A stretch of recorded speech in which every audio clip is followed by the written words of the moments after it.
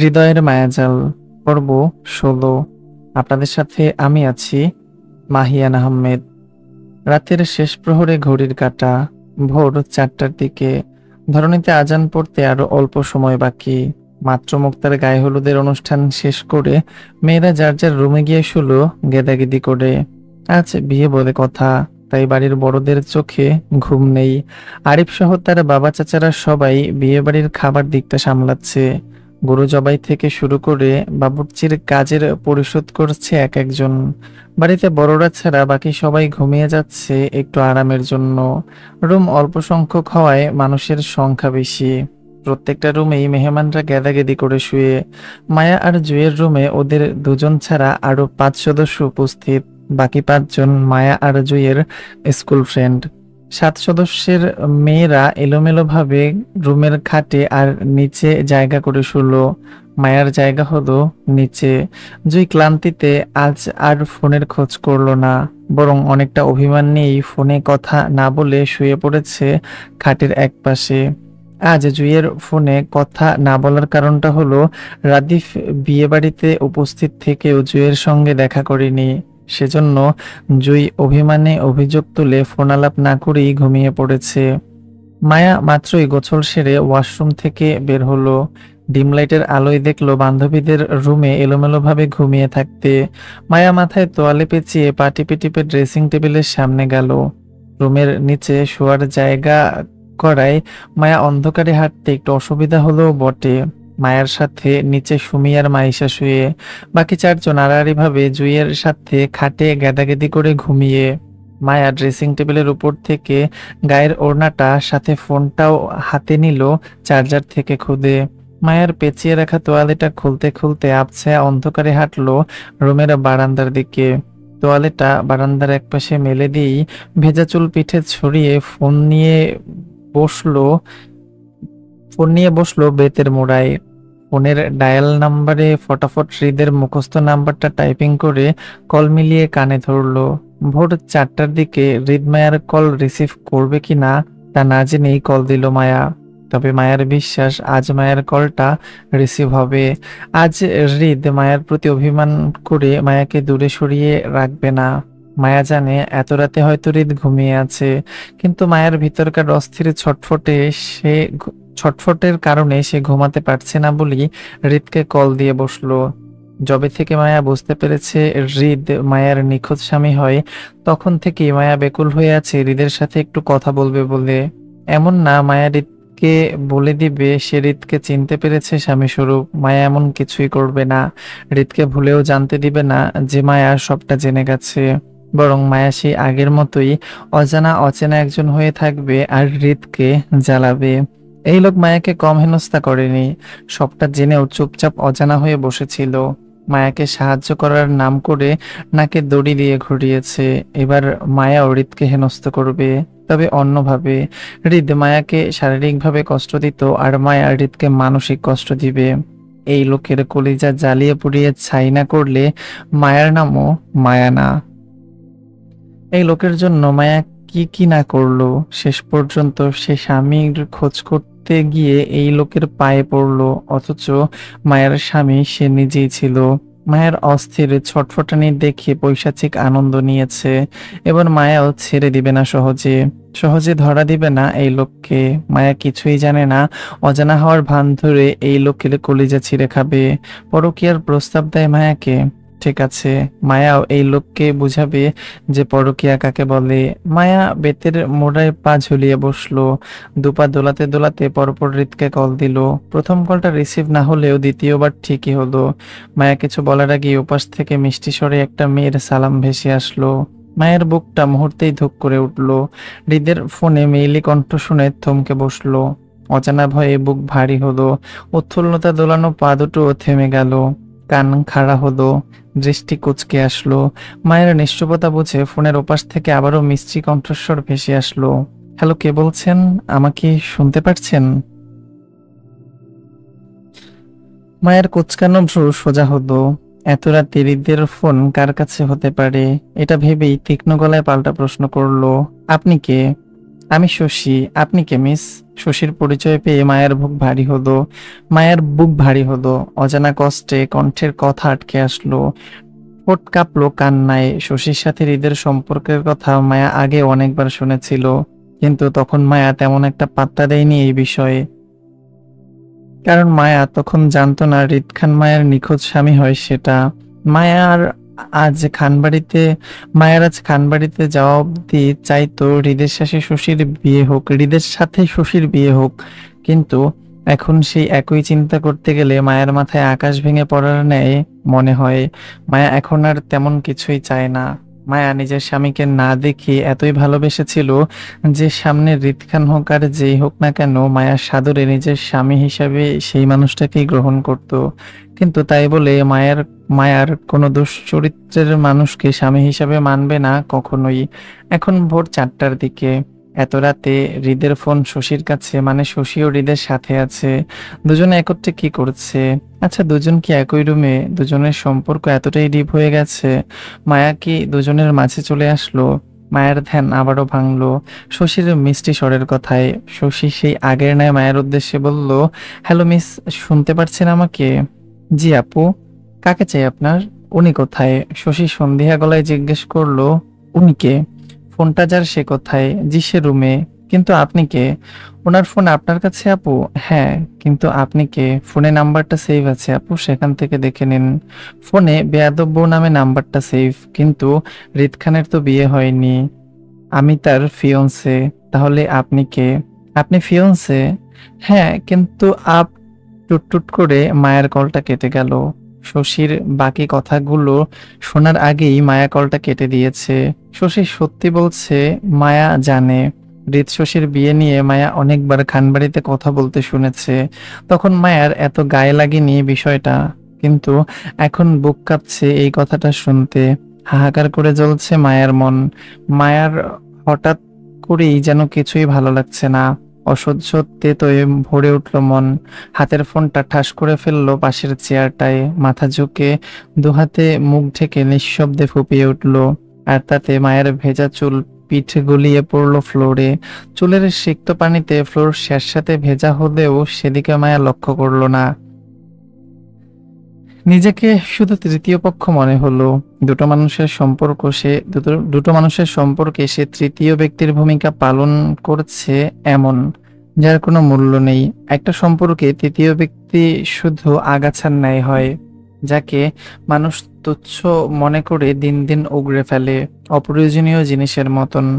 মায়ার নিজেকে শুধু তাই মনে হলো হৃদার শশীর সম্পর্কে। হবে নাই বা কেন? এই ভোরে শশীর হাতে হৃদের ফোন থাকা মানে দুজন একত্রে এই রাত পর্যন্ত আছে। মায়া কি কোনো ভুল পথে পা বাড়ালো? হৃদ খান কি দুই নৌকায় পা দেওয়া মানুষ? বউও রাখবে আবার গার্লফ্রেন্ডও চালাবে?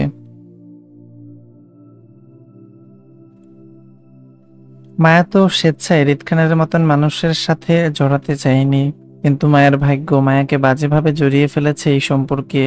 মায়া এখন কি করবে? হৃদ খান যদি শশীকে বিয়ে করতে চায়, তাহলে মায়ার কোনো ক্ষমতা নেই সেখান থেকে সেটা ঠেকানোর। তাছাড়া দেখা গেল হৃদ খানের সাথে শশীর মতন পারফেক্ট কাউকেই মানায়। শশী পড়াশোনাও ওয়েল এডুকেটেড, দেখতে মায়ার থেকে উঁচু, লম্বা আর সুন্দর, হৃদের হাইটের সাথে যায়। সবচেয়ে বড় কথা, মায়া মধ্যবিত্ত পরিবারের এক সাধারণ মেয়ে। শশীর মতন অসাধারণ টাকা পয়সাওয়ালা পরিবারের কেউ নয় সে। হৃদ খানের বংশ স্ট্যাটাসের সাথে শশীর মতন কাউকেই মানায়, মায়াকে নয়। মায়া শুধু শুধু অমন মরীচিকার পেছনে ছুটে নিজের আত্মসম্মান হারাচ্ছে। মায়াকে কখনো হৃদ খানের বড়লোকি পরিবার মেনে নিবে না। তারা শশীকে হৃদের বউ হিসাবে খান বাড়িতে চায়। মায়া শশীর সম্পর্কে শুধু তৃতীয় ব্যক্তির ভূমিকা পালন করেছে, এর বেশি কিছু নয়। যতই হৃদ খান মায়ার প্রতি আগ্রহ দেখাক না কেন, শশীর সাথে যে হৃদের একটা সম্পর্ক আছে সেটা তো মিথ্যে নয়। এই সম্পর্কের কথা সবাই জানে, এমনকি হৃদ নিজেও কখনো অস্বীকার করেনি শশীর সাথে এই সম্পর্কটা। এমনটা তো হতে পারে হৃদ মায়াকে বউ হিসাবে চেনার পর মায়ের প্রতি ইন্টারেস্ট ফিল করায় শশীর সাথে চিট করেছে। সে আসলে দুই নারীতে আসক্ত। এখন মায়ের উচিত না হৃদ খান থেকে নিজেকে দূরে রাখা? অবশ্যই উচিত। যে লোক বউ রেখে এত রাতে গার্লফ্রেন্ডের সাথে রাত কাটায়, সে আর যাই হোক না কেন সে মায়ের স্বামী হতে পারে না। মায়া জীবনে মায়ের জীবনে সে সবাইকে ক্ষমা করবে, কিন্তু এমন কোনো লোককে গ্রহণ করবে না যে শরীরের তাড়নায় অন্য নারীকে ছুঁয়ে দেয়। দরকার হলে মায়া নিজের জান দিবে, তারপরও নাম দিবে না। যে এই হৃদ সে এই হৃদ খানকে কখনো গ্রহণ করবে না যদি শশীর সাথে হৃদের রাত কাটানোর বিষয়টা সত্যি হয়। বিয়েবাড়িতে এত হইচই, এর মধ্যেও মায়া চুপচাপ। বিয়েতে মায়ের মধ্যে খুব বেশি উৎফুল্লতা না দেখা গেলেও একদম নীরবতা দেখা যায়নি। সবার মতো করেই বোনের বিয়েতে সাজগোজ করলো, সুন্দর দেখতে একটা পাকিস্তানি জামা পরলো সাদার মধ্যে।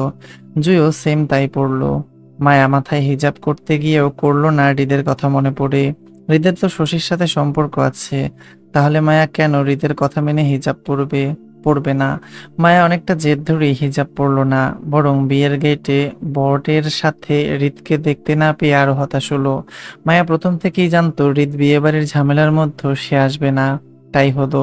কিন্তু তারপরও মায়ের অবুঝ মন হৃদের অনুপস্থিতিতে আরো বিষিয়ে গেল। গাল ফুলিয়ে পার করলো সম্পূর্ণ বিয়েটা। দেখা গেল বরযাত্রীতে ফাহাদের সঙ্গে সকলেই উপস্থিত ছিল, এমনকি আয়ান রাদিফ এই দুইজনও ছিল। তাহলে সবার সাথে হৃদ আসলে কি এমন হতো? এই হৃদের জন্য আসিফও কোথাও যেতে পারে না, নিজেও যায় না, আবার আসিফকেও কোথাও যেতে দেয় না। মন খারাপে মায়া বউ বিদায়ের সময় বরযাত্রীর সঙ্গে যেতে বেঁকে বসলো, যাবে না বলে। যাবে না মায়া যাবে না বলে জুইও মানা করলো যেতে। এদিকে মায়ার মা জুইকে মুক্তার সঙ্গে যেতে আদেশ করলেও মায়া যেতে কড়াকড়িভাবে নিষেধ করলো। সামনে মায়ার বিয়ে, এই অবস্থায় মায়াকে কোথাও যেতে দেওয়া দৃষ্টিকটু দেখায় বলে তিনি যেতে নিষেধ করলো। কিন্তু জুই মায়াকে ছাড়া একা কোথাও যেতে নারাজ বলে বাধ্য হয়ে মায়াকে যেতে দিলেন তিনি। নাদিম অবশ্যই মায়ের যাওয়া নিয়ে তেমন আপত্তি জানায়নি, বরং সে নিজ থেকেই মায়ের যাওয়া নিয়ে আরিফকে অনুরোধ করে জানায় মায়া ছোট মানুষ, বড় বোনের বিয়ের আনন্দ যেন মাটি না হয়, সেজন্য মায়াকে বরযাত্রীর সঙ্গে যেতে দিতে। নাদিমের পরিবার মায়ের বোনের শ্বশুর বাড়িতে যাওয়া নিয়ে কোনো আপত্তি নেই, এটা শিওর করে। মায়ের মন খারাপের উদাসীনতা আকাশসম হলো যখন দেখলো মায়ের পাশের সিটে শশী বসেছে। মায়াকে দুঃখের সাগরে ভাসিয়ে কি সুন্দর হাসি হাসি ভাবে ভদ্রতা দেখিয়ে মায়ের সঙ্গে কথা বলছে শশী। মায়া যতই শশীর সাথে কথা বলছে ততই যেন হতাশ হচ্ছে। মায়ের মনে হচ্ছে শশীর থেকে পারফেক্ট মেয়ে আর হতেই পারে না। কথাবার্তা আচার ব্যবহারে যথেষ্ট ভদ্র। এই যে মায়া এত মন খারাপ করে বসে আছে, সেটা কিভাবে যেন শশী বুঝতে পেরেই মায়াকে হাসানোর চেষ্টা করেছে। অথচ মায়া শশীকে কিভাবে বলবে যে আসলে শশীর জন্যই মন খারাপ করে বসে আছে সে? মায়ের নিজেকে খুব ছোট মনে হলো। কষ্টে বুক ভারী করে তাকালো কোলের উপর শশীর ফর্সা হাতটার দিকে। কি সুন্দর ঝলমল করছে। মায়া শশীর হাতের সাথে নিজের হাতের তুলনা করলো। মায়ার হাতটা হলুদে ফর্সা বলে মায়ের মন কেমন অসন্তোষ হলো। শশীর মতন ফর্সা শশীর মতন ফর্সা হলেই তো মায়া শশীর বরাবর হতে পারত। মন খারাপে সারাটা রাস্তা মায়া ঘুমের ভান ধরে শশীকে এড়াতে জুয়ের কাঁধে মাথা ফেলেছিল। কিন্তু শশী মায়ের কষ্টটা দ্বিগুণ বাড়িয়ে জুয়ের কাঁধ থেকে মায়ার কাঁধটা নিজের কাঁধে নিল যাতে জুয়ের কষ্ট না হয়। শশীর এত ভালো আচরণে মায়া সত্যি সত্যি কেঁদে বসলো। ঘুমের মধ্যে ফোপানোর শব্দে শশী তাড়াহুড়োয় মায়ের কাঁধ চেপে মুখ তুলে জিজ্ঞাসা করতে লাগলো মায়ের কি হয়েছে, কেন কান্না করছে সে। মায়াকে নিয়ে শশীর এত অস্থিরতা দেখে মায়ের কান্নার বেগ আরো বাড়লো। মায়া কিভাবে বোঝাবে শশীকে যে ওকে দেখেই তো মায়ের কান্না পাচ্ছে। রাত ৯টা পেরিয়ে 10টার ঘরে। ফাহাদের 3তলা বাড়িটি মেহমানের ঠাসা। বাড়ির বড়রা নিচতলায় মেহমানদের খাবারের তদারকিতে ব্যস্ত। মুক্তাকে বসানো হয়েছে ফাহাদের পাশের ঘরটায়। মায়া জুই এতক্ষণ মুক্তার সাথেই বসেছিল, কিন্তু মুক্তাকে এখন ফ্রেশ করাতে এসেছে ফাহাদের কাজিন ভাবিরা। সেজন্য মায়া আর জুই সেজতির সঙ্গে দোতলার ড্রয়িং রুমের সোফায় গিয়ে বসলো। মায়ের মন খারাপে জুইয়ের পাশে চেপে বসে। ফাহাদের বাসায় এসেও মায়ের অবুঝ মন হৃদের খোঁজ করছিল। কিন্তু আয়নের কাছে জানতে পারলো হৃদ বিয়ে বাড়িতে আসেনি, তার এসব পছন্দ না। মায়া যে ফাহাদের বাড়িতে আসলো তারপরও তাকে একটাবার দেখতে আসলো না হৃদ, আসলে মায়া ঠিকই ভাবে হৃদ খান মায়াকে পছন্দই করে না। মায়ের মন খারাপের মধ্যেই সে যদি ট্রুথ অর ডেয়ার খেলার আয়োজন করে বসলো।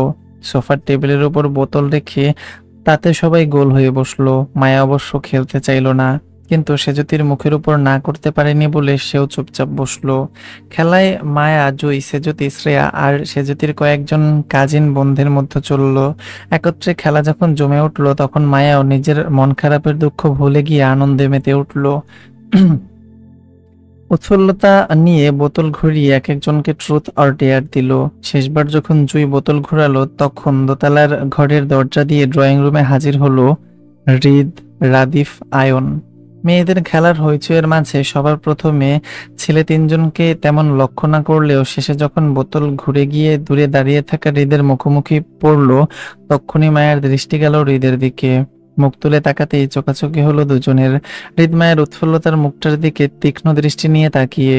মায়া হৃদের তীক্ষ্ণ নজরে হঠাৎই গাল ফুলালো। সেজুতি যখন বোতলটা তুলে আবারও রাউন্ড দিতে নেবে তক্ষুনি বাধা দিল মায়া। সেজুতি মায়াকে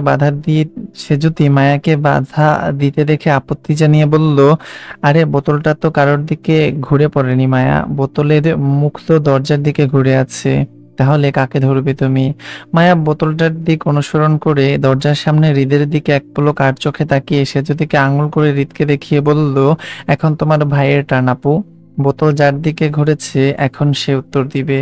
মায়ের কথায় সবাই ঘাড় ঘুরিয়ে দরজার দিকে তাকালো। দরজার সম্মুখে আয়ন, রাদিফের মধ্যস্থ হৃদকে দাঁড়িয়ে থাকতে দেখে সবাই চমকে উঠল। সে যদি ভয়ে মায়াকে আবারও বাধা দিয়ে বলল, আরে এসব কি বলছো তুমি? হৃদ ভাই কি আমাদের সাথে খেলছে নাকি যে বোতল ঘুরলেই হবে? তুমি ছাড়ো এসব, আবার নতুন করে বোতল ঘোরাচ্ছি। মায়া মায়া জেদি গলায় সেজদিকে শুধিয়ে বলল, উনি উত্তর দিবে আপু। সেজদি কিছু বলার আগেই শ্রেয়া মায়ের হাত চেপে বাধা দিয়ে বলতে চাইলো, মায়া তুই হৃদ ভাইকে এসবের মধ্যে টানিস না বোন, হৃদ ভাই যে রাগী মানুষ তোকে। শ্রেয়ার কথার মাঝে মায়া দরজার সামনে দাঁড়িয়ে থাকা হৃদের উদ্দেশ্যে প্রশ্ন করে বলল, কাল রাতে কোথায় ছিলেন আপনি? মায়ার প্রশ্ন করার ধরনের প্রশ্ন কম, হৃদের থেকে কৈফিয়ত চাওয়ার বেশি মনে হলো সবার। উপস্থিত সবাই কেমন বিস্ময়ে মায়ের সাহসিকতার দিকে তাকিয়ে। শ্রেয়া তো ভেবেই নিয়েছে হৃদ মস্ত বড় একটা ধমক দিবে মায়াকে, অথচ মায়ের এমন অদ্ভুত প্রশ্নটা করায় কয়েক সেকেন্ড পর পরিবেশ নীরব। হৃদ কিছুই বলল না মায়াকে। মায়া তখনও অস্থির নাই উত্তরের আশায় হৃদের মুখের দিকে তাকিয়ে। হৃদের তীক্ষ্ণ দৃষ্টি খানিকটা নরম হয়ে আসলে 6 সেকেন্ডের মাথায় নীরবতা ভেঙে হৃদ সবাইকে অবাক করে মায়ের অদ্ভুত প্রশ্নের উত্তর দিয়ে ঠান্ডা গলায় বলল, রাতে আমি বাড়ি ফিরে গিয়েছিলাম। কোন বাড়ি? নিজ বাড়িতে। সাথে কে ছিল? আসিফ। একা ঘুমিয়েছেন? হ্যাঁ। সত্যি? হুম। আহা কি প্রেম। আয়ন হৃদের পাশে দাঁড়িয়ে হেসে বিড়বিড় করে কথাটা বলল। চতুর হৃদ চট করে আয়নের কথাটা শুনেই ভ্রু কুঁচকে তাকালো আয়নের দিকে। আয়ন হৃদের দৃষ্টি বুঝে ফের গাজালা ভাবে হাসলো। হৃদ বিরক্তি নিয়ে দৃষ্টি ঘোরালো মায়ার দিকে। মায়া কৈফিয়ত চাচ্ছে আর হৃদ কৈফিয়ত দেওয়ার মতন করে ভদ্রভাবে উত্তর দিচ্ছে দেখে হতভম্ব হয়ে এক একজন হা হয়ে গেল। একবার মায়ের দিকে তো অন্যবার হৃদের দিকে তাকাচ্ছে। হৃদের জীবনে সে কাউকে কৈফিয়ত দিয়ে কথা বলেছে কিনা সন্দেহ, অথচ মায়া কৈফিয়ত নেওয়ার মতন করে একটার পর একটা প্রশ্ন করে যাচ্ছে আর হৃদ তাতে তাল মিলিয়ে উত্তর দিচ্ছে। এর মাঝে মায়া আবারও কৈফিয়ত চাওয়ার মতন মিনমিনে গলায় বলল, কাল রাতে ফোন কই ছিল আপনার? আসিফের কাছে। মিথ্যা। মায়ার কিছু বলবে পাশ থেকে আয়ন ফোন কেটে মায়াকে শুধিয়ে বলল, হৃদের ফোনটা কাল রাতে আমার কাছে ছিল, আসিফ দিয়েছিল, আমি শশীকে দিয়েছিলাম রাখতে। হৃদ ঘুরে মায়ের সকল হৃদকে ঘিরে মায়ের সকল ভুলগুলো মুহূর্তেই ঝরঝর করে ভাঙা কাচের ন্যায় ভেঙে গেল। মায়ার সারাদিনের মন খারাপগুলো মুহূর্তেই শেষ হয়ে গেল। উজ্জ্বল আলোর ন্যায় চকচক করে উঠল মায়ের মুখশ্রী। ভুল ভেঙে যাওয়ায় মুহূর্তেই লাজুকতায় চট করে হেসে ফেলল মায়া। হৃদ দেখল মায়ার মুহূর্তের পরিবর্তন হওয়া মুখটা। কিছু একটা আঁচও করে ফেললো সে। মায়ের লাজুকতায় সিটিয়ে ফের হৃদকে কিছু বলবে, পাশ থেকে শ্রেয়া বিস্ময়ে টেবিলের নিচ থেকে মায়ের হাত চেপে বাধা দিয়ে বলল, বইন এবার থাম, আর আগাস না। হৃদ ভাইরে, তুই ট্রুথ অর ডেয়ার নিতে পর্যন্ত দিলি না, তার আগেই গোয়েন্দার মতন প্রশ্ন শুরু করে দিলি। আরে ভাই, ট্রুথ নিলে তো মানুষ একটার বেশি প্রশ্ন করে না, আর তুই আসামির মতন জেরা শুরু করে দিছিস ভাইয়ের সাথে। বইন একটু থাম তুই, নয়তো আমার ভাই রাইগা যাইবো। মায়া সত্যি সত্যি থেমে যায় আশেপাশে সবার হতবাক দৃষ্টি দেখে। সবাই যে এতক্ষণ হৃদমায়াকে লক্ষ্য করছিল সেটা বুঝতে পেরেই মায়া আরো লজ্জায় সিটিয়ে গেল। মায়ের ধ্যান ভাঙতেই হাত বাড়িয়ে বোতলটা নিজের কাছে টানতে টানতে মিনমিন করে বলল, এবার আমি দেই। মায়ের বোতল রাউন্ডের মধ্যেই হঠাৎ শশী আসলো ট্রেতে করে 3টা গ্লাসে পানি নিয়ে। আয়ন রাদিফের মতো করে হৃদকেও দেখলো সেই গ্লাসের পানি তুলে পান করতে। মুহূর্তে মায়ের মন খারাপ হয়ে যায়, মুখে অন্ধকার ছেয়ে। হৃদ খালি গ্লাসটা ট্রেতে রাখতে রাখতে মায়ের অন্ধকার মুখটা পরখ করে নিল। রাত প্রায় 12টা ছুঁই ছুঁই। ক্লান্তিতে সবাই সকাল সকাল শুয়ে পড়েছে। মায়াদের থাকার ব্যবস্থা হয়েছে মুক্তাদের পাশের রুমের সেজুতির সাথে। বিগত কয়েকদিনের বিয়ের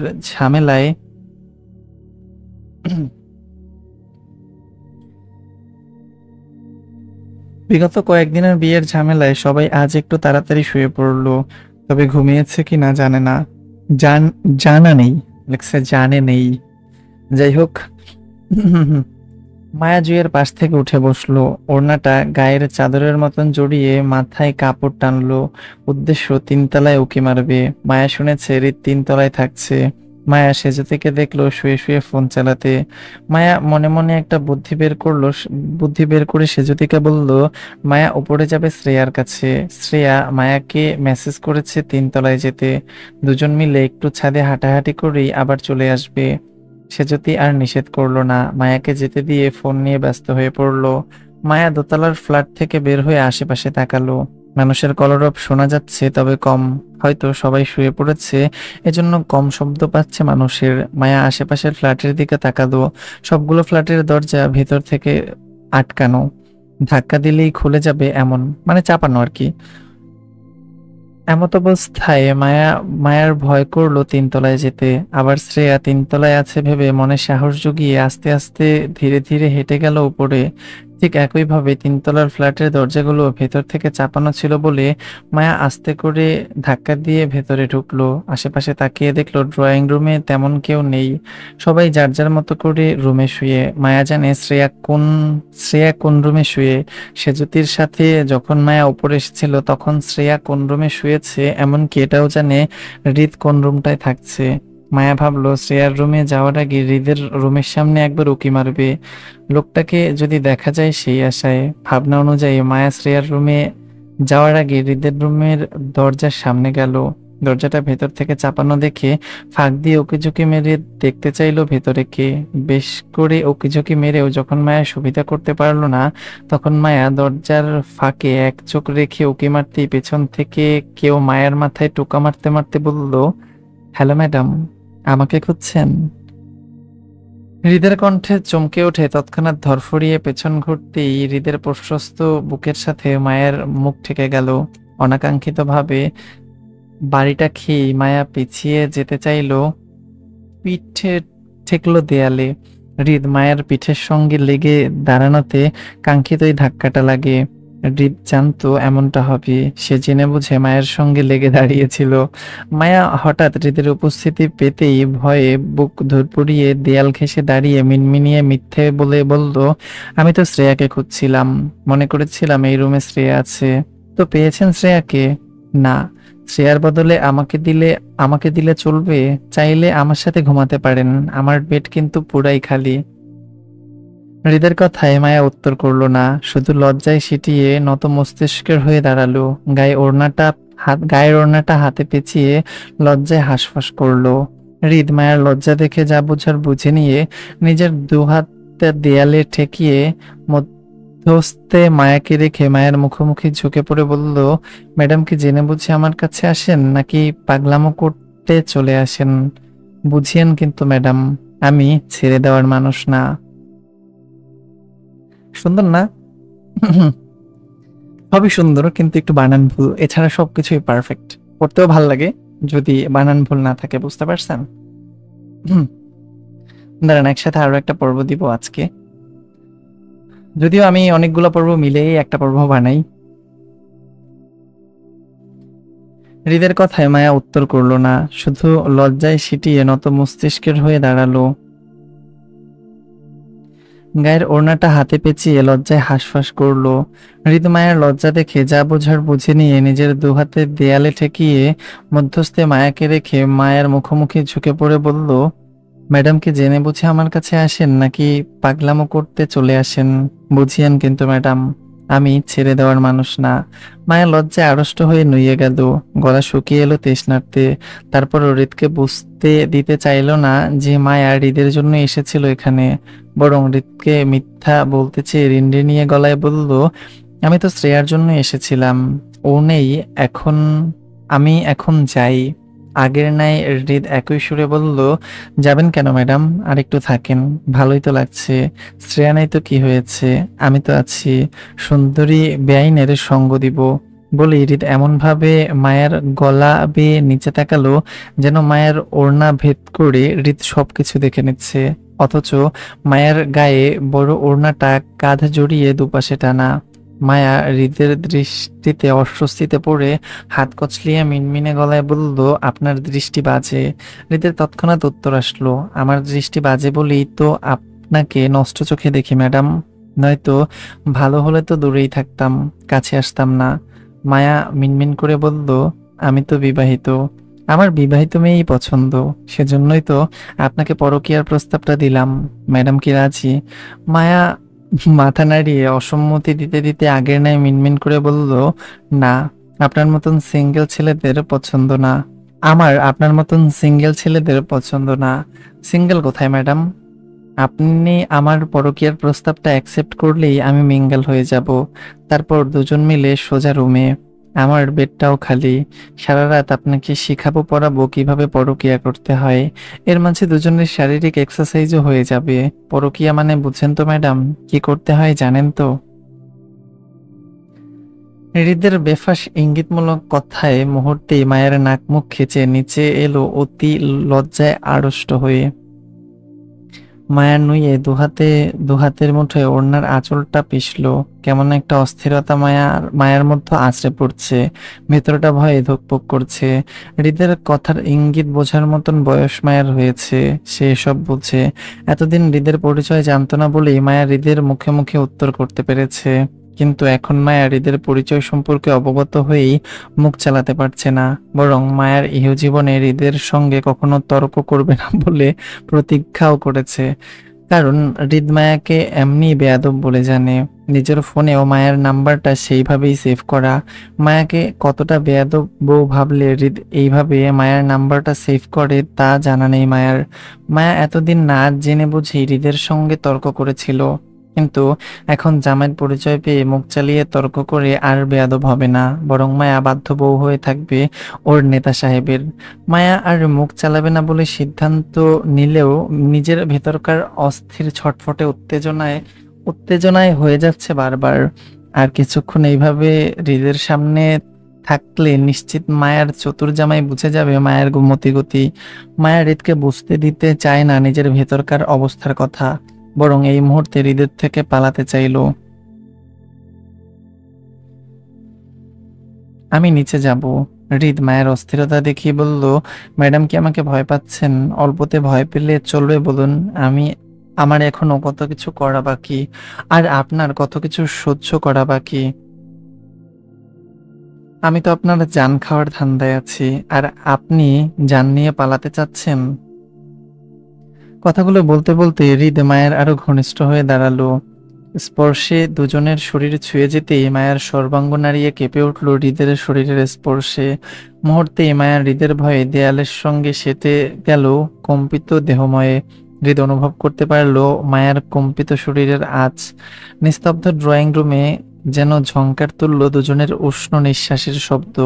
সেই উষ্ণতা আরো বাড়িয়ে দিল হৃদ। হাত বাড়িয়ে দেয়ালের সুইচ চেপে আলোড়িত ড্রয়িং রুমটি মুহূর্তেই ঘোর অন্ধকারে তড়িয়ে দিল। মায়া চমকে উঠল। অজানা ভয়ে ফের বুক ধড়ফড় করল। হৃদ মায়ার ভয় বাড়িয়ে দিয়ে মায়ার থুতি ধরে লজ্জায় নুয়ে যাওয়া মুখটা উপরে তুলল। ভয়ার্ত মায়া আরো ভয়ার্ত হলো। শরীর শক্ত করে চোখ খিচে বন্ধ করে নিল। হৃদ আবছা আলোয় মায়ের সুন্দর মুখটা দেখল। মুখোমুখি হাওয়ার দরুন হৃদের উষ্ণ নিঃশ্বাসের বাতাস মায়ের মুখে অনুভব করতেই মায়া তরতর করে কাঁপল। হৃদের ঘোর লাগা চোখ মায়ের কম্পিত চোখ জোড়া দেখল। হাত বাড়িয়ে মায়ের মসৃণ গালে স্পর্শ করলো। অপর হাতটা নেমে আসলো মায়ের কোমরে। হৃদ চোখ আউড়িয়ে মায়ের মায়ের মায়াময় মুখ আবারও একবার দেখলো। তার অবাধ্য মন আরো অবাধ্য হলো। হৃদের মনে হচ্ছে তার অবাধ্য বউটাকে পাওয়ার খুশিতে আত্মহারা হয়ে তার বুক থেকে লাফিয়ে না বেরিয়ে যায়। হৃদের মনে হচ্ছে তার অবাধ্য মন অবাধ্য বউটাকে কাছে পাওয়ার খুশিতে আত্মহারা হয়ে তার বুক থেকে লাফিয়ে না বেরিয়ে যায়। তাহলে তো তার সম্মান আর কিছুই থাকবে না। এই বেয়াদব বউটা চট করে বুঝে যাবে হৃদের কথা তার অবাধ্য মনটাও শোনে না। আসলে তার মন কথা শুনে তার বউয়ের। তখন হৃদের দুর্বলতা বুঝে যাবে। আসলে তার মন কথা শুনে তার বউয়ের। তখন হৃদের দুর্বলতা বুঝে যাবে। যেটা হৃদ চাচ্ছে না তার ব্যক্তিত্বের বাহিরে গিয়ে এই নারী তার দুর্বলতা বুঝুক। তাছাড়া হৃদের মনের সাথে তার চোখ দুটো চরম বেহায়া। সারাক্ষণ অস্থির হয়ে কিভাবে বউকে খুঁজে বেড়ায়। এত অবাধ্যের মাঝে হৃদ যে কিভাবে বাধ্য থাকবে সেটাই বুঝে পায় না। মাঝে মাঝে তো হৃদের নিজের জন্যই মায়া হয়। সে কিভাবে এত অবাধ্যের মাঝে পড়ে গেল। তার তার মন কথা শোনে না, চোখ কথা শোনে না, হাত কথা শোনে না, বউকে ছুঁয়ে দিতে চায়। তার শরীরটাও কেমন বউ বউ করে। সবচেয়ে বড় কথা হলো তার অবাধ্য বউটাই তার কথা শোনে না। হৃদের ঘোর লাগা মন ঠিকরে উঠল মায়ের তিরতির করা কম্পিত ঠোঁটের দিকে তাকিয়ে। ঘোর লাগার মতন আসক্ত হয়ে হাতের উল্টো পিঠ ছোঁয়ালো মায়ের গালে। গালে পড়া মায়ের চুলগুলো হাতের উল্টো পিঠে সরিয়ে দিতে দিতে হৃদ শক্ত করে চুমু খেলো মায়ের গালে। জীবনের প্রথম হৃদ থেকে জীবনের প্রথম চুমু হৃদ থেকে পেতেই মায়ের কম্পিত শরীরের কম্পন আরো বাড়লো। শরীর শক্ত করে নিঃশ্বাস নিতে ভুলে গেল ভয়ে আর উত্তেজনায়। হৃদ মায়ের অপর গালেও ঠিক আগের ন্যায় শব্দ করে চুমু খেলো। মুখ উঠিয়ে মায়ের কম্পিত চোখের দিকে তাকিয়ে বলল, শরীর ছাড়ো। হৃদের কথা মায়া অবধি পৌঁছালো কিনা কে জানে। ভয়ে মায়া শরীর নরম করার বদলে আরো খিচে শক্ত করে পড়ে রইল হৃদের বক্ষে। নিঃশ্বাস তখনও আটকে রেখেছে কাঁপতে কাঁপতে।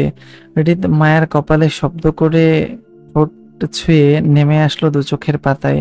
তিরতির করা দু চোখের পাতায় একইভাবে ঠোঁট ছুঁয়ে নাকে নামতেই হৃদ সেখানে শক্ত করে কামড় বসিয়ে দিয়ে মোহিত গলায় বলল, নিঃশ্বাস ছাড়ো। মায়া নিঃশ্বাস ছাড়ার বদলে আরো আটকে রাখলো। মায়ের বেগতিক কম্পন বলছে এই মুহূর্তে হৃদকে কতটা ভয় পাচ্ছে ও। তারপরও হৃদ ছাড়লো না মায়াকে, বরং কামড়ে দেওয়া জায়গায় শব্দ করে ছোট্ট করে চুমু খেয়ে নেমে আসলো মায়ার লাল ওষ্ঠে। বিয়েতে দেওয়া মায়ের লাল টকটকে লিপস্টিক এখনো লেগে আছে ঠোঁটে। হৃদ সেদিকে তাকিয়ে আরো আসক্ত হলো। শক্ত হাতে মায়ের গাল চেপে ঠোঁট উচালো। একত্রে মায়ের ঠোঁটজোড়া মুখে নেওয়ার 4 কি 5 সেকেন্ডের মাথায় মায়া বেহুশ হয়ে ঢলে পড়তে নিলেই হৃদ এলোমেলো ভাবে তৎক্ষণাৎ মায়ের দুবাহু চেপে ধরলো আঁকড়ে। মায়ের দীর্ঘ সময় ধরে নিঃশ্বাস আটকে রাখার ফলে এখন সে জ্ঞান হারালো। হৃদ মায়ের দুবাহু টেনে বুকে চেপে ধরতে ধরতেই চট করে মেজাজ বিগড়ে গেল। অপরের হাত নিজের ভেজা ঠোঁট জোড়া মুছতে মুছতে রাগে তিরতির করে দাঁতে দাঁত পিষল। জীবনের প্রথম চুমুটা সে করতে পারল না বলেই তার মেজাজ গরম হচ্ছে। হৃদ বলেছিল নিঃশ্বাস ছাড়তে, বেয়াদব মহিলা ছাড়েনি, তার কথা শোনেনি, সেজন্য জ্ঞান হারালো। বাল, নিঃশ্বাস আটকে কে চুমু খায়, বেহুশ তো হবেই। তিরতিরে মেজাজে হৃদ চট করে মায়াকে কোলে তুলে হাঁটলো বাহিরের দিকে। সে আর এখানে এক মুহূর্তের জন্যও থাকবে না। অন্যের বাড়িতে সে থাকতে পারে না, তার ঘুম আসে না। বউয়ের জন্য এই বাড়িতে এসেছিল, এখন বউ নিয়ে সে চলে যাবে। এই বেয়াদব নারীকে সে তার কাছে নিয়েই যে গতি করার করবে, কিন্তু তারপরও এখানে রেখে যাবে না। হৃদের বের হওয়ার পথে আয়ন রাদিফ নিচের ড্রয়িং রুমের সোফায় বসেছিল। দুজনেই হৃদের অপেক্ষায় ছিল। রাদিফ হৃদের বাসায় যাবে আর আয়ন হৃদের সঙ্গে বেরিয়ে যাবে নিজের হসপিটালের উদ্দেশ্যে। আয়ন মূলত ফাহাদের বিয়েতে আসার আরো একটা আয়নের মূলত ফাহাদের বিয়েতে আসার আরো একটা কারণ ছিল, জুই। কিন্তু এখানে আসার পর থেকে জুই কেমন আয়নকে এড়িয়ে চলছে, অপরিচিতর মতন ব্যবহার করছে, যেটা মোটেও আয়নের ভালো লাগেনি। সবচেয়ে খারাপ যেটি লেগেছে সেটি হলো জুই আয়ন থেকে রাদিফকে বেশি প্রাধান্য দিচ্ছিল। রাদিফের কথায় জুই লজ্জাও পাচ্ছিল, অথচ যে লজ্জাটুকু আয়নের কথায় পাওয়ার কথা ছিল সেটা রাদিফের কথায় কেন পাচ্ছে সেটাই বুঝতে পারছে না আয়ন।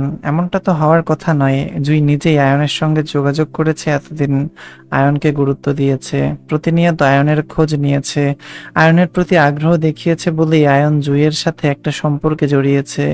আয়ন বা জুই দুজনের কেউ কাউকে বলেনি যে তারা একে অপরকে ভালোবাসে বা বিয়ে করতে চায়।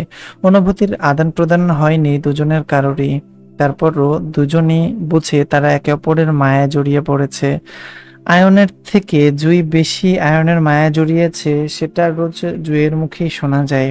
একদিন আয়ন ব্যস্ততার জন্য ফোন করতে না পারলে জুই কাঁদে, মন খারাপ করে। রোজ নিয়ম করে জুই আয়নের ফোনের জন্য অপেক্ষা করে বসে থাকে। মূলত জুইয়ের এত আগ্রহ দেখে আয়ন বাধ্য হয়ে জুইয়ের মায়ায় পড়তে।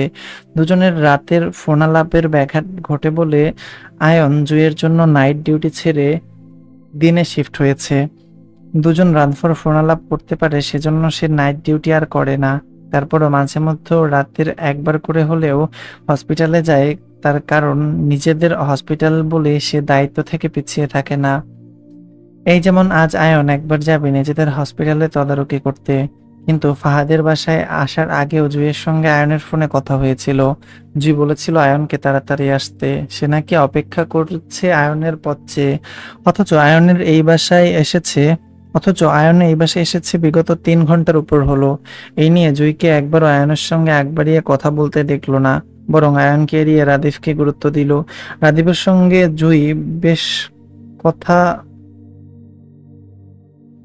কি লিখছে জানি না, যাই হোক, তবে যতটুকু কথা বলেছিল, কথা বলেনি হয়তো লিখতে চাইছে, তবে যতটুকু কথা বলেছিল জুইয়ের আচরণে মনে হয়েছিল আয়নের জন্য জুই আর রাদিফের সঙ্গে বেশি কথা বলেনি, নয়তো আরো বেশি কথা বলতো। মূলত আয়ন বুঝতে পারছে না জুই এমন অপরিচিতর মতন আচরণ কেন করছে আয়নের সঙ্গে।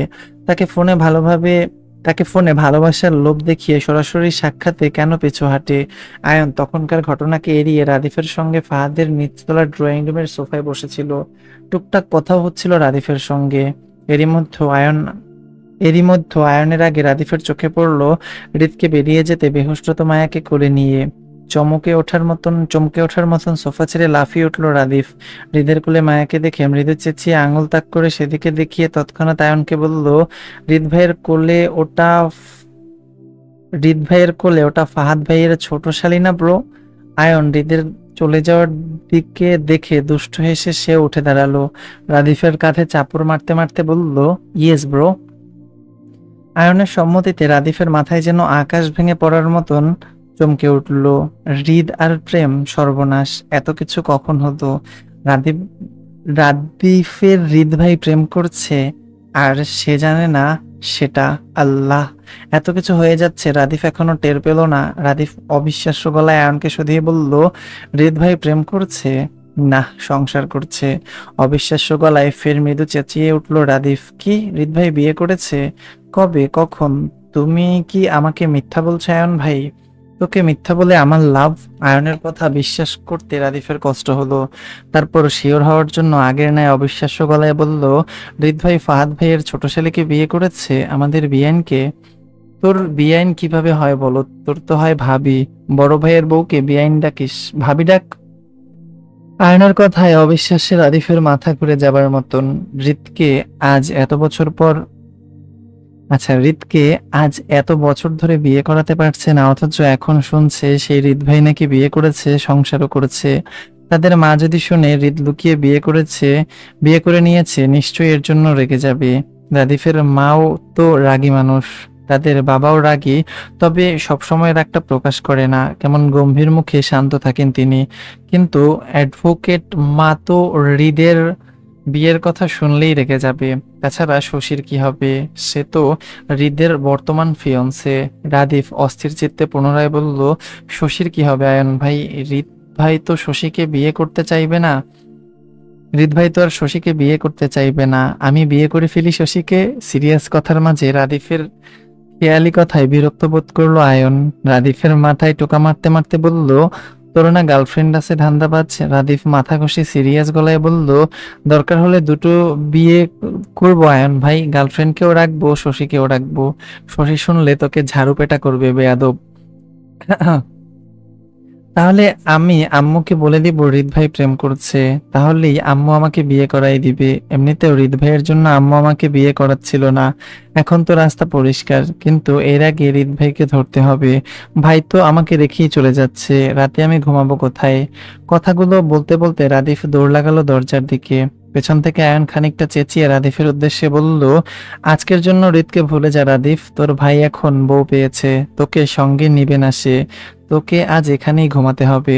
আয়ন হাসতে হাসতে রাদিফের দৌড়ে চলে যাওয়া দেখলো। রাদিফ তাড়াহুড়ো করে দৌড়ে গিয়েও হৃদের লাগাল পেল না, বরং দৌড়ে গিয়ে দেখলো হৃদের গাড়ি ততক্ষণে গেট দিয়ে বেরিয়ে গেছে।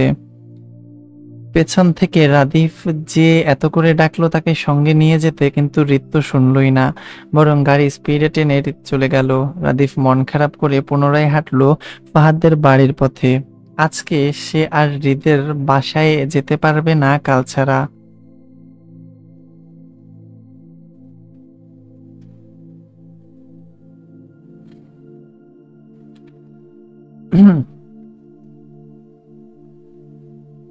সময়টা একটার ঘরে, চাঁদবিহীন অন্ধকারে আকাশটা তলিয়ে। তবে যান্ত্রিক শহর ঢাকা, রাত যা দিনও তাই, মানুষের চলাচলে কোনো কমতি নেই। রাস্তাঘাট বৈদ্যুতিক আলোয় উজ্জ্বল, মানুষজনের সমাগমে ভরপুর। আয়ন এই রাতে হসপিটালের উদ্দেশ্যে বের হচ্ছিল, পার্কিং এরিয়া থেকে গাড়িটা রাস্তায় নামিয়ে কি মনে করে যেন থেমে যায়। মনটা আজ একটু বেশিই খারাপ আয়নের। তার কারণটা অবশ্যই জুই। আয়নের প্রতি জুইয়ের অপরিচিত আচরণ আয়নের মন ভাঙনের কারণ। সে জুইকে ভালো না বাসলেও জুইয়ের মায়ায় জড়িয়ে পড়েছে বেশ করে।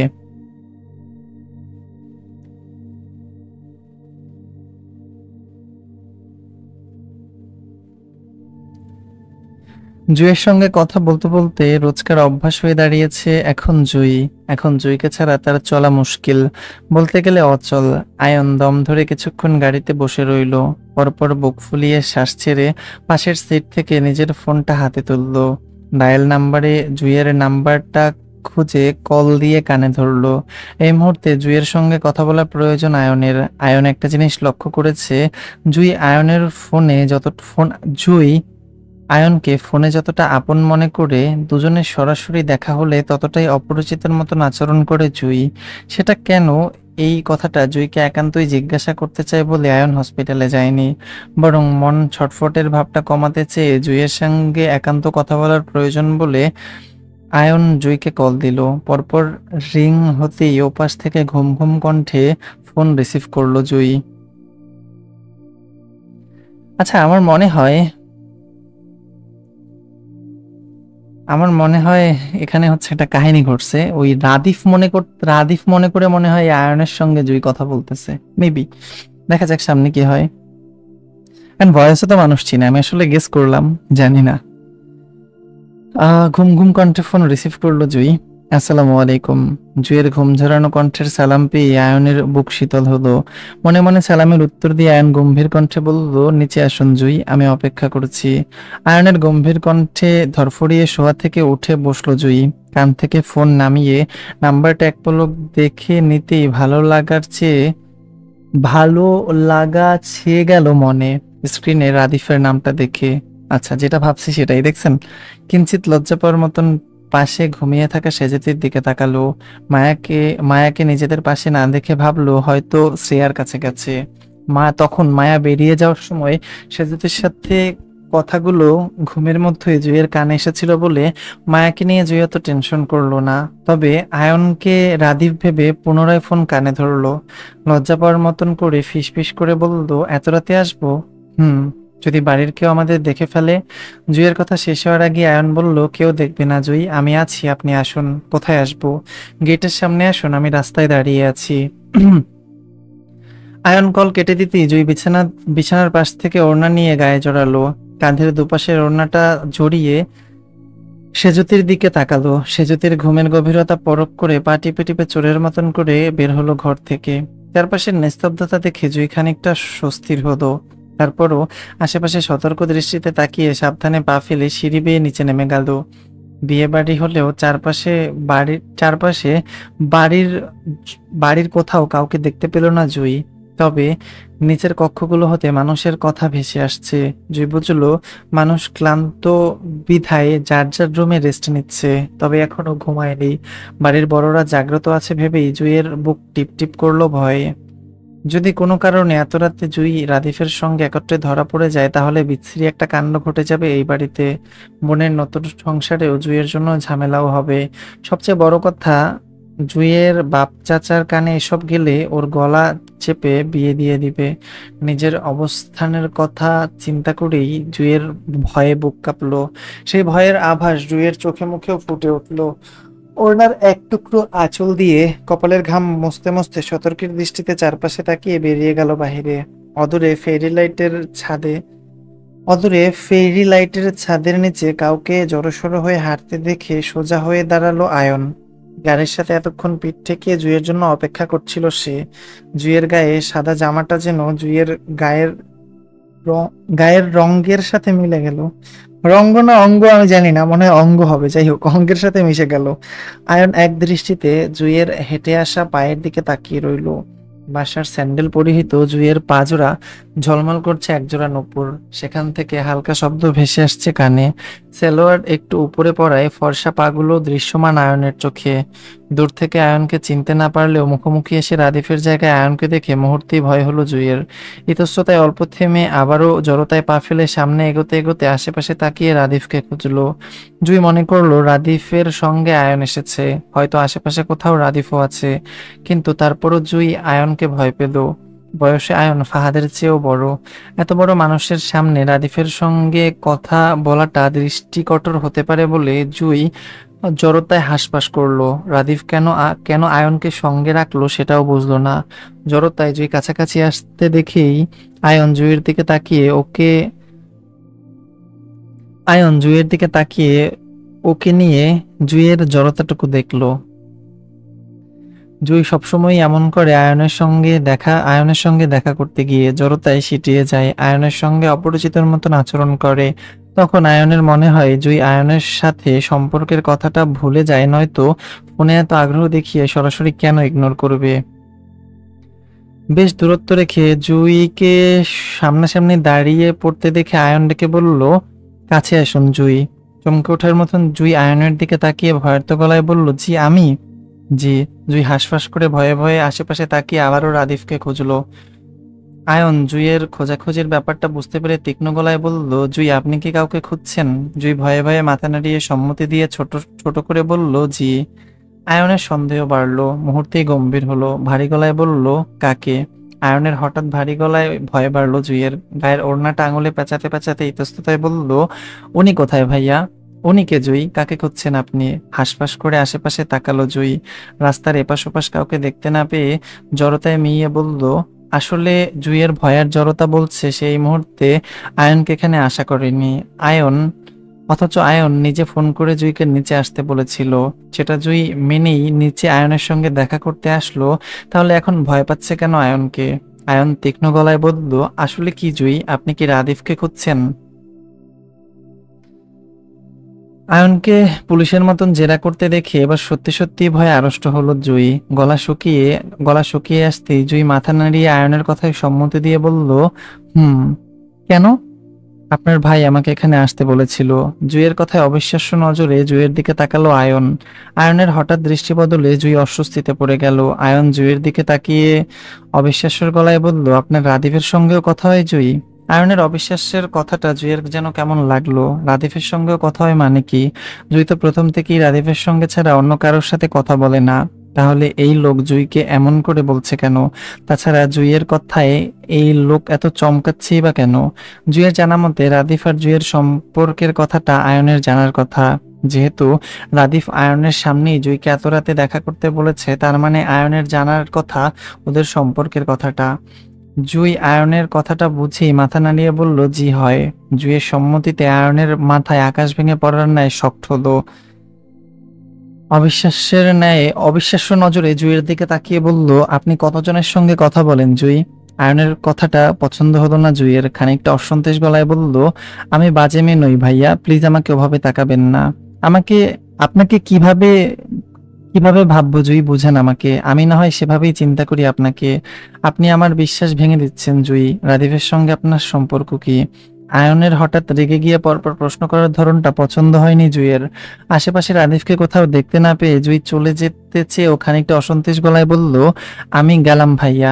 আপনার ভাই আসলে বলবেন আমি চলে গেছি। কথাটা বলেই জুই পেছন মুড়তে নিলেই তক্ষুনি কানে আসলো আয়নের শক্ত গলার ধমক, আপনি কোথাও যাবেন না জুই, আমার কথা শেষ হয়নি। আমার ধৈর্যের পরীক্ষা নেবেন না জুই, তাহলে আপনি কিন্তু বিপদে পড়বেন। আয়নের হঠাৎ রেগে যাওয়ার কারণটা বুঝলো না জুই। এই মুহূর্তে আয়নের সামনে দাঁড়িয়ে ঝামেলা বাড়াতে চাচ্ছে না বলে আয়নকে উপেক্ষা করে জুই আবারও চলে যেতে নিয়েও তৎক্ষণাৎ আয়ন তেড়ে এসে জুইয়ের বাহু চেপে নিজের কাছে টানলো। নিজের রাগ কন্ট্রোল করতে চেয়েও চোয়াল চেপে বলল, আমাকে ঠকাবেন না জুই, আমি কিন্তু সহ্য করব না এসব। আয়নের হঠাৎ বাহু টেনে ধরায় জুই তাল সামলাতে না পেরে আয়নের বুকে এলিয়ে পড়ল খই হারিয়ে। আয়নের হঠাৎ কাণ্ডে ভয় পেল জুই, সেই সঙ্গে প্রচন্ড রাগে শরীরও কাঁপছে। ছিটকে আসার মতন জুই আয়নকে ধাক্কা দিয়ে দূরে সরাতে চাইলেও ব্যর্থ হলো। আয়নের শক্তপোক্ত বলিষ্ঠ হাতের থেকে জুই নিজের বাহু ছাড়াতে ছটফটে শক্ত গলায় বলল, ছাড়ুন ভাইয়া, আমার লাগছে। এসব কোন ধরনের অভদ্রতা? একটা মেয়েকে কেন এভাবে হেনস্থা করছেন? ছাড়ুন বলছি। ভদ্রলোকের ভদ্রতা ছুটে গেলে তারা সাংঘাতিক রকমের অভদ্র হয়ে পড়ে জুই। আপনি আমাকে অভদ্র হতে বাধ্য করছেন। আপনি কেন রাদিফের সঙ্গে কথা বলেন? ছাড়ুন ভাইয়া, লাগছে আমার। আমারও লাগছে জুই, খুব লাগছে। আপনার থেকে হাজার গুণ বেশি লাগছে আমার। পার্থক্য শুধু আপনার ব্যথাটা দৃশ্যমান আর আমারটা অদৃশ্য। আপনি আমাকে বুঝান জুই, কেন রাদিফের সঙ্গে কথা বলেন? কি সম্পর্ক আপনার ওর সাথে? রাদিফের যে গার্লফ্রেন্ড আছে সেটা জেনেও আপনি কথা বলেন? জুই নিজের বাহু ছাড়াতে চেয়েও জেদি গলায় বলল, ওনার গার্লফ্রেন্ড আমি, এবার ছাড়ুন। স্তব্ধতার ন্যায় আয়ন শক হয়ে জুইয়ের মুখের দিকে অবিশ্বাস্য দৃষ্টিতে তাকিয়ে রইল। মন ভাঙনে আয়নের হাতটা কেঁপে উঠতেই জুইয়ের নিজের বাহু ছাড়িয়ে নিল আয়নের থেকে। আয়ন স্তব্ধ হয়ে জুইকে শুধিয়ে বলল, আপনারা রিলেশনে আছেন কবে থেকে জুই? কত বছর ধরে? বছর নয়, 3 মাস ধরে কথা হয় আমার ওনার সঙ্গে। জুইয়ের কথায় আয়নও চমকে উঠল। একটার পর একটা বজ্রপাত যেন আয়নের মাথায় পড়ছে। 3 মাস ধরে যদি জুই রাদীফের সঙ্গে কথা বলে, তাহলে আয়নের সঙ্গেও জুই এতদিন ধরে কি চলে? আয়ন তো জুইয়ের সঙ্গেও 3 মাস ধরে কথা বলছে। জুই কি তাহলে প্লে গার্লের মতন রাদীফ আর আয়নের সঙ্গে কথা বললো এতদিন? আয়ন কি খুব ঠকে গেল জুইয়ের থেকে? ভালোবাসা এত ছলনা করলো জুই আয়নের সাথে? কই, কখনো তো আয়নের মনে হয়নি জুই আয়নকে ছাড়া অন্য কারোর সাথে কথা বলছে। মাঝে মধ্যে জুইয়ের ফোন ফোন দুই একবার ওয়েটিং পেলে আয়ন বুঝতো হৃদের সঙ্গে মায়া কথা বলছে। কিন্তু এখন শুনছে অন্য কথা। জুই নাকি এতদিন রাদিফের সঙ্গে কথা বলতো। যদি জুই তাদের দুজনের সঙ্গে কথা বলে থাকে, তাহলে এই মুহূর্তে আয়নকে কেন একা অস্বীকার করছে? রাদিফই সব, আয়ন কিছু না? আয়নের সাথে কথা বলার এত মিষ্টি মিষ্টি মুহূর্তগুলো সব ভুলে গেল, কিছু মনে নেই? জুই তো আয়নের সাথেও কথা বলতো তাহলে। আমার সাথে আপনার কি ছিল জুই? আমাকে কেন আগ্রহ দেখিয়ে মায়া বাড়িয়ে এভাবে ঠকালেন? জুই খানিকটা বিরক্ত হলো। আয়নকে ব্যক্তিত্ববান পুরুষ মনে করেছিল জুই, কিন্তু এই মুহূর্তে আয়নের পাগলামোতে জুইয়ের আয়নকে অসভ্য ছাড়া কিছুই মনে করতে পারছে না। তাছাড়া এখান থেকে আসার পর থেকে আয়ন জুইয়ের উপরে একটার পর একটা মিথ্যা অপবাদ দিয়ে যাচ্ছে। জুই কখন আয়নের সঙ্গে কথা বলেছিল? শুরু থেকে শুধু রাদীপের সঙ্গে কথা বলতো। তাহলে এই লোক আসলো কোথা থেকে? রাগান্বিত গলায় জুই বলল, আপনার আমাকে মিথ্যা অপবাদ দিবেন না ভাইয়া, আমি আপনাকে ঠকালাম কতক্ষণ? আপনার সঙ্গে আমার কিছুই ছিল না। জুইয়ের পুনরায় অস্বীকারে জুইয়ের পুনরায় আয়নকে অস্বীকার করাতে এবার আয়ন ভয়ঙ্কর রেগে গেল। তৎক্ষণাৎ তৎক্ষণাৎ পুনরায় জুইয়ের বাহু টেনে গাড়ির সঙ্গে চাপলো। মানুষ বলে না, শান্তশিষ্ট মানুষগুলা রেগে গেলে ভয়ঙ্কর হয়, আয়নের ক্ষেত্রেও তাই হলো। পরপর জুইয়ের অস্বীকারে আয়নের মেজাজ হারালো। ভয়ঙ্কর রেগে বলল, এত মিথ্যা কিভাবে বলেন জুই? আমাকে সামনে রেখে কিভাবে অস্বীকার করে যান? রাদিফ এত প্রিয় আপনার? কি জানেন রাদিফের সম্পর্কে? রাদিফের বিয়ে পর্যন্ত ঠিক ওর গার্লফ্রেন্ডের সঙ্গে। হৃদের বিয়েটা হলেই রাদিফের বউ ঘরে তুলবে বড়রা। রাদিফের 3 বছরের রিলেশনে আছে, আপনি ঢুকেছেন 3 মাসের ছলনা হয়ে। আয়নের কোনো কথাই জুই বিশ্বাস করলো না। তার কারণ ওদের ফোন আলাপে রাদীপ বলেছিল জুই ছাড়া রাদীপ দ্বিতীয় কোনো নারীর সঙ্গে কথা বা রিলেশনে নেই। এখন জুই রাদীপের কথা বিশ্বাস না করে ওই অসভ্য লোকটার কথা কেন বিশ্বাস করবে? জুই ছটফট করে আয়নকে নিজের থেকে দূরে সরাতে চেয়ে বলল, আপনি মিথ্যা বলছেন, আমি আপনার কথা বিশ্বাস করি না, আপনি একটা মিথ্যাবাদী লোক। উনি আমাকে বলেছেন আমাকে ছাড়া দ্বিতীয় কোনো নারীর সঙ্গে উনি কথা বলেন না। নারী বড়ই ছলনাময় জুই, আপনাকে না দেখলে বিশ্বাস হতো না। আমার সত্যিটা আপনার বিশ্বাস হচ্ছে না, অথচ রাদিফের 1000টা মিথ্যা আপনার বিশ্বাস হয়। আমাকে বিশ্বাস না করলে কল দিন আপনার আমাকে বিশ্বাস না করলে কল দিন আপনার প্রেমিককে, চেক করে দেখুন রাদিফ এখনো হয়তো ওর হবু বউয়ের সঙ্গে কথা বলছে ফোনে।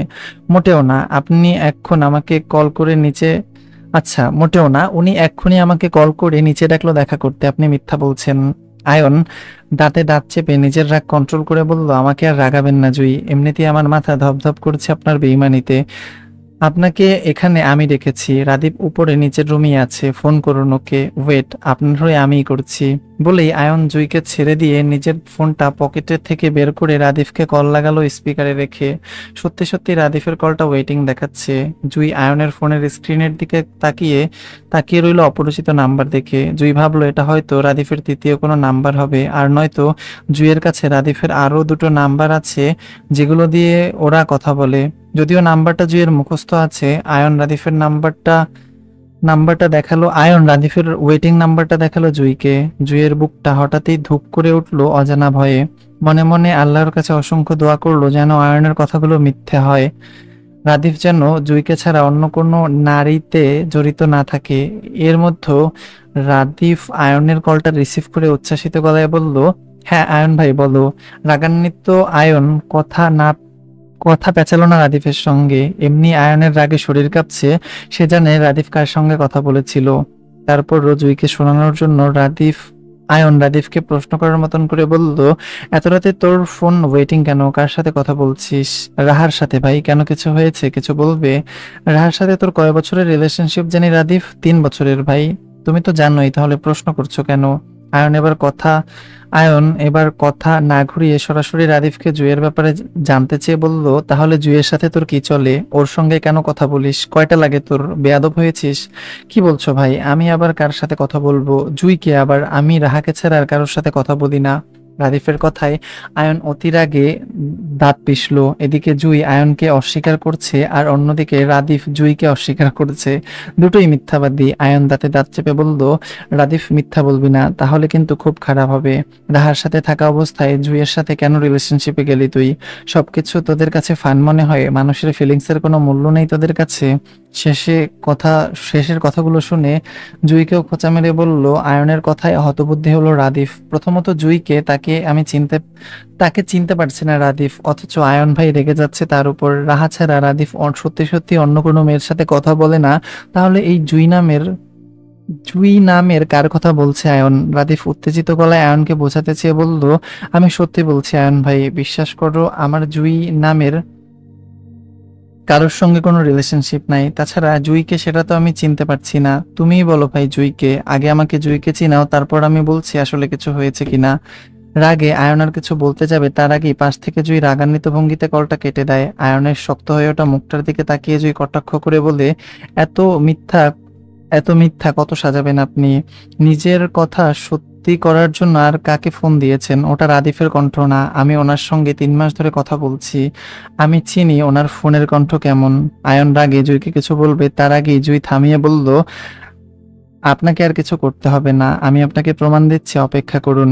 কথাটা বলেই জুই নিজের ফোনে রাদিফ নামে সেভ করা নাম্বারে কল দিয়ে মিলাতেই মুহূর্তে আয়নের ফোনটা বেজে উঠল। আয়ন রাগে সেই কল কাটতে কাটতে বলল, আপনি আমাকে কেন ফোন দিচ্ছেন?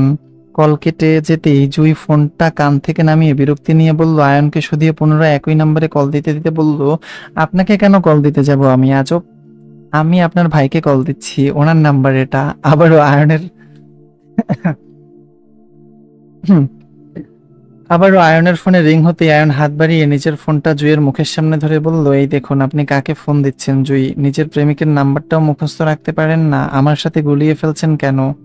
জুই আয়নকে শক্ত গলায় কিছু বলতে গিয়েও চমকে ওঠে। আয়নের ফোনে নিজের নাম্বারটা জুই নামে সেভ দেখে চমকে ওঠার মতন জুই কাঁপা কাঁপা হাতে আয়নের ফোনটা নিজের হাত থেকে পাশাপাশি নিয়ে দুটো ফোন ধরতেই দেখলো রাদিফ নামের কলটি সরাসরি আয়নের ফোনে যাচ্ছে।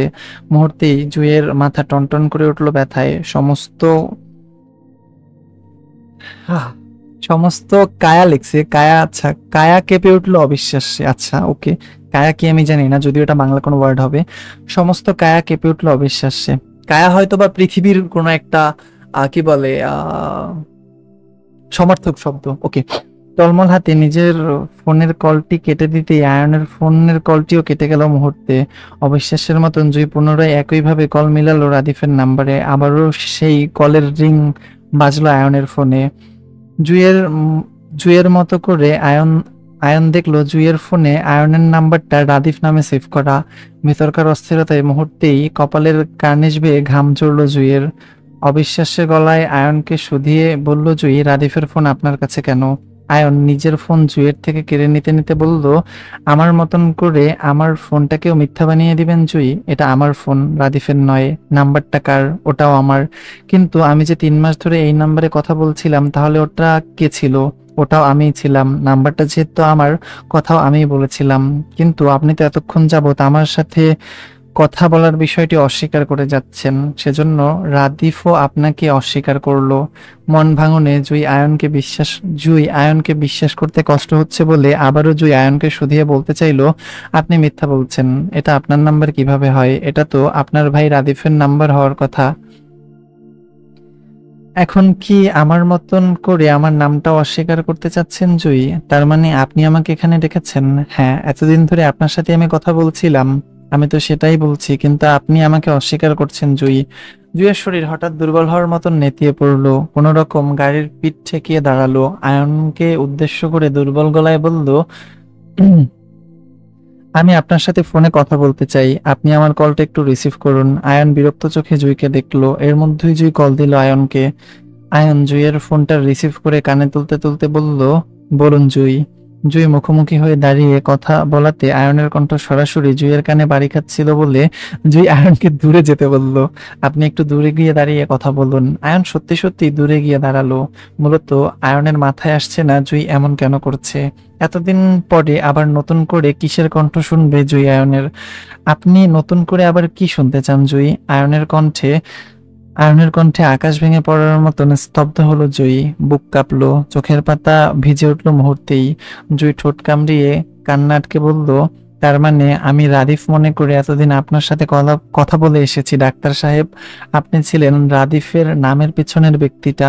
এটা আমাকে আগে বলেননি কেন? আপনি আপনি আমার ফিলিংস নিয়ে খেলেছেন ডাক্তার সাহেব। আমি নই, আপনি আমাকে ঠকিয়েছেন। আমার আপনাকে ঘৃণা করা উচিত। জুয়ের কথায় হতবুদ্ধি হয়ে জুয়ের দিকে ঘুরে তাকালো আয়ন। এবার সত্যিই তার মাথায় বাজ পড়লো মনে হয়। একে একে দুজনেরই ভুল ভেঙে গেল, কিন্তু নতুন ভুল বোঝাবুঝির সৃষ্টি হলো আবার। আয়ন জুয়ের কথায় বুঝতে পারলো জুই এতদিন আয়নকে রাদিফ মনে করে কথা বলে এসেছিল, অথচ ফোনের পিছনে যে রাদিফ নয় আয়ন ছিল, সেটা আয়ন কখনো জুইকে বলেনি। আর জুইও কখনো আয়নকে তার পরিচয় নিয়ে প্রশ্ন করেনি। জুই যদি সত্যিটা জানতে চেয়ে আয়নকে প্রশ্ন করতো, তাহলে অবশ্যই আয়ন সত্যিটা বলতো জুইকে। এত ভুল বোঝাবুঝি কিভাবে মিটবে দুজনের?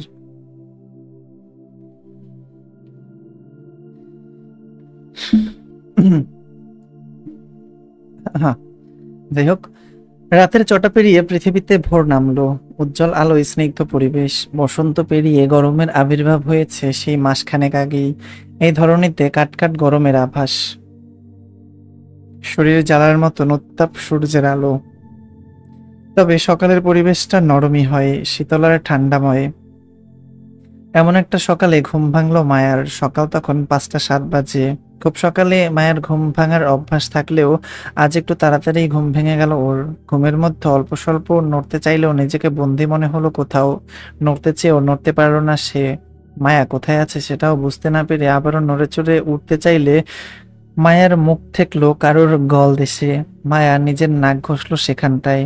নাকে নাকে খোঁচা, নাকে নাকে সুইয়ের মতো কিছু, নাকের নাকে খোঁচা খোঁচা সুইয়ের মতো কিছু বিত্তেই শরীর শিরশির করলো মিষ্টি ব্যথায়।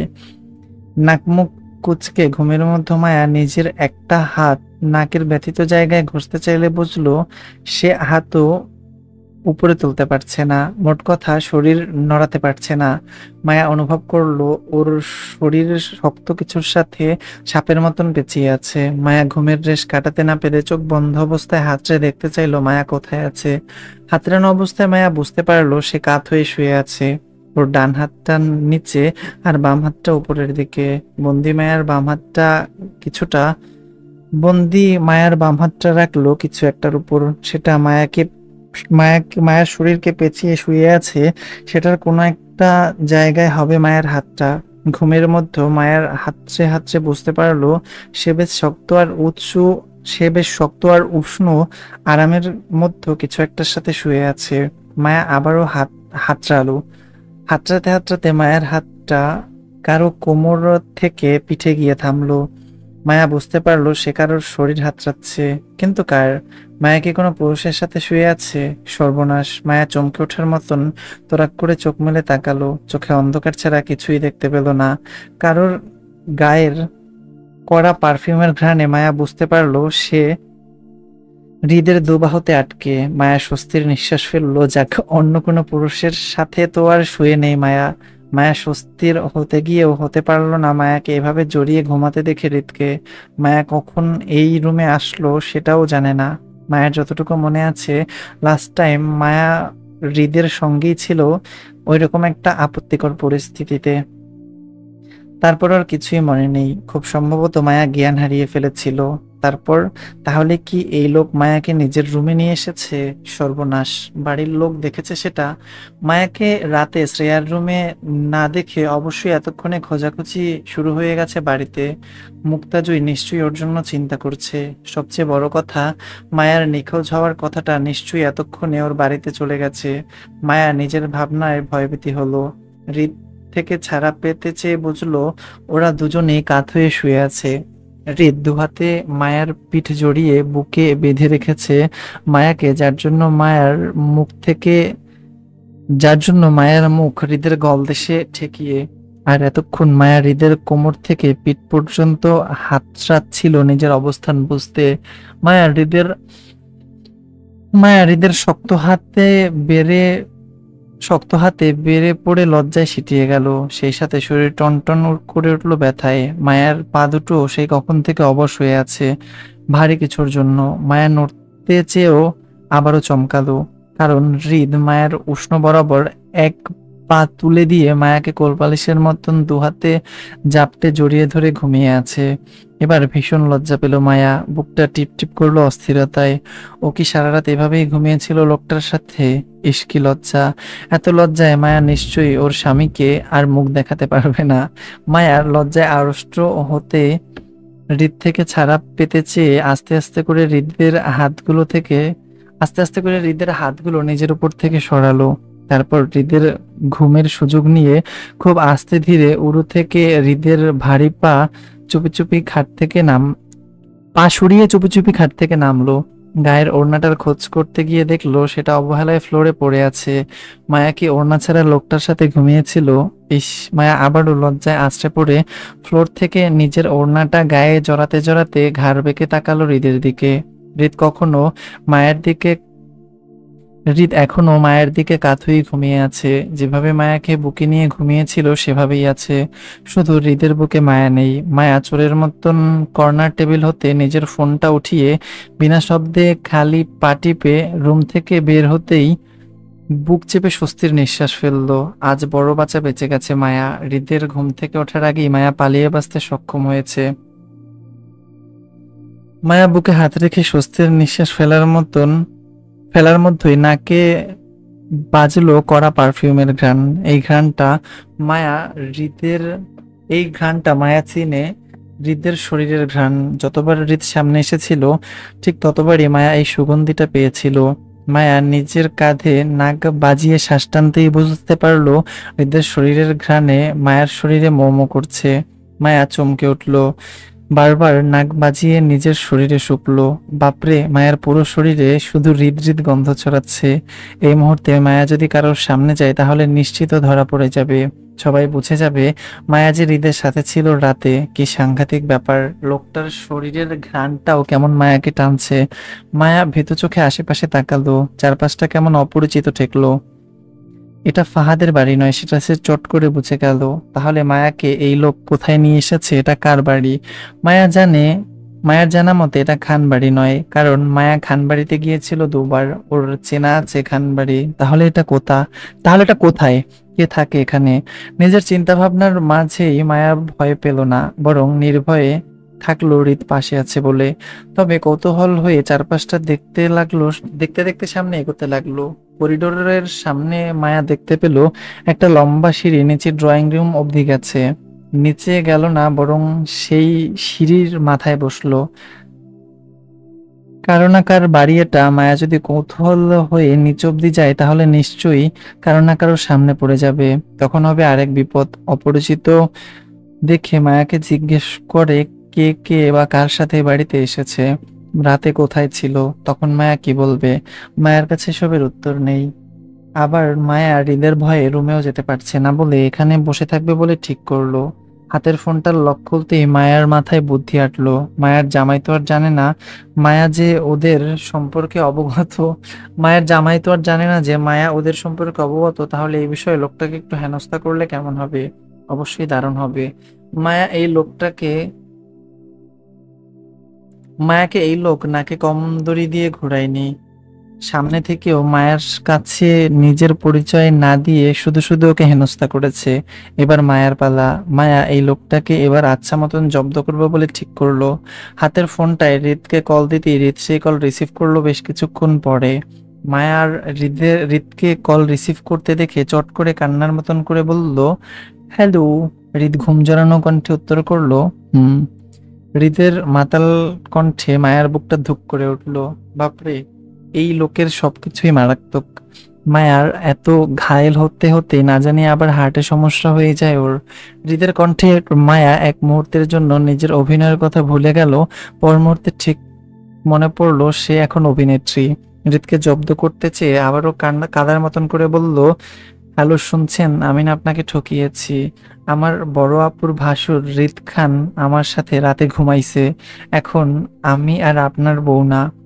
মায়ের কথায় চট করে হৃদের ঘুমের রেশ কেটে গেল। ফোনটা কানে নিয়েই মাথা উঁচিয়ে তাকালো নিজের পাশে। সে একাই বিছানায় শুয়ে মায়াকে নিজের পাশে বিছানায় দেখতে না পেয়ে বুঝলো বেয়াদব বউটা তাকে ঘুমের মধ্যেই রেখে পালিয়েছে। হয়তো আশেপাশে কোথাও থেকে হৃদকে কল করে ও তার নামেই বিচার দিচ্ছে। হৃদ দমে যাওয়ার পাবলিক না। বোকা বউটা তো আর জানে না তার স্বামীকে দমানোর দায়। হৃদ কাত হওয়া থেকে সেইভাবে উপর হয়ে বালিশে মাথা রাখতে রাখতে বলল, সমস্যা নাই বউ। হৃদ খান আমার বউয়ের সাথে ঘুমিয়েছে, আমি ওর বউয়ের সাথে ঘুমাবো। তাহলে হিসাব বরাবর হবে। আমার বউয়ের সাথে ঘুমানোর শোধ আমি ওর বউয়ের সাথে ঘুমিয়ে তুলবো। হ্যাঁ। হৃদের কথায় মায়া চট করে কল কেটে থতমত খেয়ে বসলো। হৃদকে জব্দ করতে চেয়ে ও নিজেই জব্দ হয়ে গেল। এই ধুরন্ধর লোককে মায়া আদৌ জীবনে জব্দ করতে পারবে বলে মনে হয় না। মায়া একটা মায়া একটা কথা বলবে, এই লোক মায়াকে কেমন ওর নিজের কথায় ফাঁসিয়ে দেয়। এই যেমন এখন দিল হৃদ খান, আর ফোনের ওপাশের ব্যক্তির বউটা তো মায়া নিজেই। দুটো মানুষই তো এক। ফোনের লোকটা যদি হৃদ খানের বউয়ের সাথে ঘুমিয়ে শোধ তুলতে চায় তাহলে তো মায়ের সাথেই আবার ঘুমাবে। ঘুরে ফিরে মায়ের কথায় মায়াকেই ফাঁসিয়ে দিল। মায়া নিজেকে মায়া নিজেকে নিয়ে বড্ড আফসোস করলো। সে একটু চালাক হতে পারলে হয়তো কোনো না কোনো ভাবে নিজের স্বামীর কথার জালে ফাঁসা নিজের স্বামীকে কথার জালে ফাঁসাতে পারতো। মায়ার যা বুদ্ধি, সে তো ইহ জীবনে এই লোকের সাথে কথায় পেরে উঠবে না, আর না এই লোককে কখনো জব্দ করতে পারবে। আহা, মায়ার আরো একটা নতুন অভিযোগ যোগ হলো নিজের স্বামী চতুর বলে। আহা মায়ের আরো একটা আফসোস হলো, আফসোস যোগ হলো নিজের স্বামী চতুর বলে। যাই হোক, এই পর্যন্তই ছিল এই পর্বটা। আর অনেক বেশি বানান ভুলের জন্য ঠুসঠাস আটকে যাচ্ছিলাম, তার জন্য সরি। বাই। সরি, আল্লাহ হাফেজ।